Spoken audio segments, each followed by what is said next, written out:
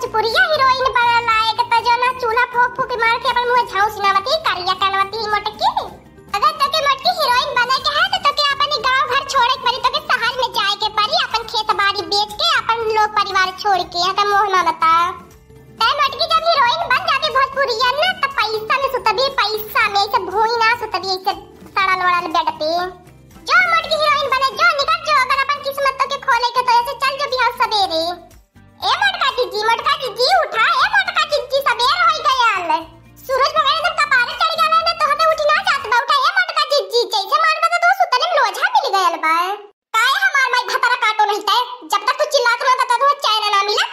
इतना निकम सपना देखत हनी, सपने में हीरोइन बने वाला रहनी, हमार माई जगा देहरु तब लिखम मैं। अरे हमार मोटका जीजी सपना में त हीरोइन बनती रहलु, काहे त हमरे पर लाल पियर होती बाटू। त काहे बन जा तू पूरा, काहे लाल पियर होती बाटू, बन जा हीरोइन। हम लड़की जब कहां बाटे देख लिए जो ना, हम भोजपुरिया हीरोइन बन के दिखाई तोरे देख के करेजा फाटी, तोरे करेजा बिजली गिरी। हे बड़की जीजी हम हो सारम लिया चलिए, हम हीरोइन बनब। हमार बड़की जीजी राम राम राम राम रे देख नैया को, हमार बड़की जीजी का बत सारा इलाज मुंह बनाए हऊ। देख रे देख नैया, हम इतना निक सपना देखत हनी, सपने में हम हीरोइन बन गेल रहनी, नहीं बने वाला रहनी नहीं, हमें और आईडिया मिले वाली रहले सपने में हम कैसे हीरोइन बनी है। लड़की भतरा काटी हमें जगाई देहले हवे, गुस्सा ने तवा का करी। हे हमार बड़की जीजी हीरोइन से याद आयल, हमारा हीरोइन बहुत बने के मन करता, काहे चल तू सहारा में हम लोग हीरोइन बनी जाते। हीरोइन बने लायक मुंह ले ली है, खाली हीरोइनिया बनबी। हम हीरोइन बने लायक देखे तब देख हम चांस मिलत रहल हीरोइन बने खातिर। हम देख पतली पतली हमार कमारी है, चार देश का हमार मुखड़ा है, तोर ना तो करे ऊंची है।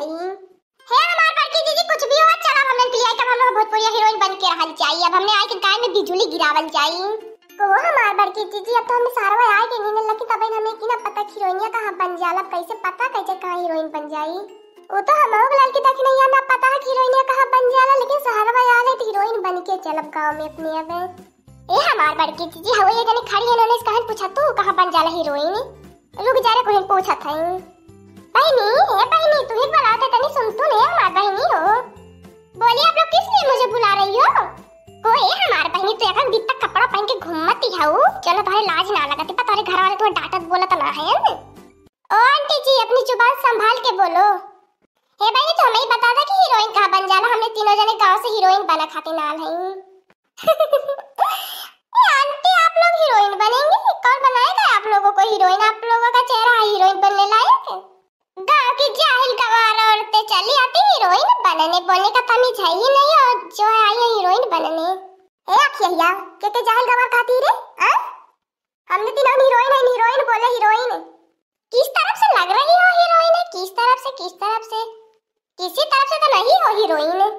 तुम लोग गांव में ही ठीक थी, घास भूसा करती थी, गोबर पानी उठाकर पाती थी, यहाँ पर चली आई हो हमारे जैसे लोगों को भेजा फ्राई करने के लिए।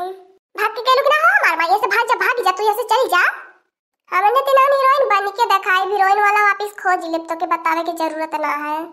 हाँ वो हमार बड़की जीजी वो जवान कहती रहली लड़की, अब सही है कहती रहली, अगर हमें हीरोइन बने के है तो अपन पहले ई वेशभूषा छोड़े के पड़ी।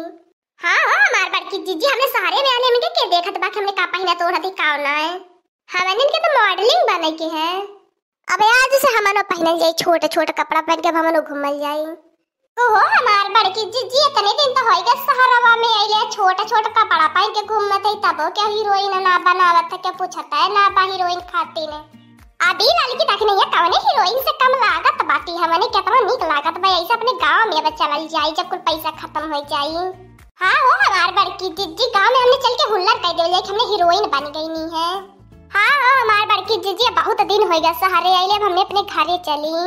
ठीक है तेरे कुल जो पैसा कौड़ी बचल वो भाड़ा भर के वो ना रह जाई, खत्म हो जाई हीरोइन बने के चक्कर में। अरे हमार बड़की जीजी हीरोइन बने के चक्कर में अपने पूरा दैया का सर्जरी हमने करवाना नहीं है, तब वो कौन चंगहलौने ना बनौने हीरोइन को। हमार बड़की जीजी का वो चल के कहां रह जाई, हमने तब खतवा घरा बारिया कुल बेच के आलनी हीरोइन बने खाती ने। अब गाय में ना चल जाई कुलिन, देखा गाय में कहां चल के रह जाई कुलिन, यही कौन के पटावा यही लेके रहा, वने के पैसा खा कुलिन उड़ावा आराम से, खाली बकरा फसाव कुलिन बकरा हलाल करे खातिर। अब तो हमार बड़की जीजी ऊपरी चली के राई भूपा करा फसाए तुरंत वरना हलाल कह दे बा, माई दादा ना करे देव। हाँ दोस्तों, आज का कॉमेडी वीडियो यही तक है। आगे का कॉमेडी वीडियो देखने के लिए हमारे चैनल को सब्सक्राइब करिए। हमारे चैनल का नाम है दीदी कार्टून ऑफिसर। और हाँ दोस्तों, हमारी वीडियो को अपने नाते रिश्तेदारी में ज्यादा से ज्यादा शेयर करें। बेल आइकन को दबाना मत भूलिएगा। सब्सक्राइब करना तो बिल्कुल मत भूलिएगा। अगर हमारी वीडियो पसंद आए तो लाइक भी कर देना। हमारी कॉमेडी वीडियो देखने के लिए आप सभी का धन्यवाद।